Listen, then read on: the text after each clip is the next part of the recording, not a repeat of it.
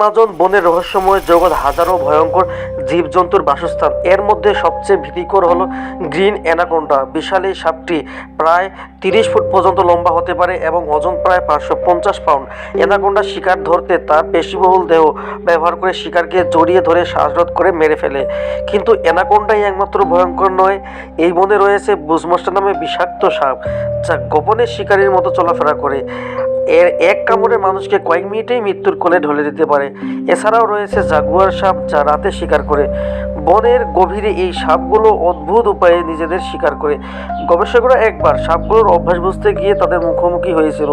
তারা দেখিয়েছিলেন কিভাবে অ্যানাকোন্ডা নদীর ধারে অপেক্ষা করে শিকারের জন্য। অ্যামাজন বনে সাপের গল্প শুধু ভয়ঙ্করই নয়, রহস্যময়ও বটে। স্থানীয় লোকের বিশ্বাস, কিছু সাপের ক্ষমতা অতি প্রাকৃত। তারা বলে কিছু সাপ নাকি মানুষের ছদ্মবেশ নেই। এই ভয়ঙ্কর সাপ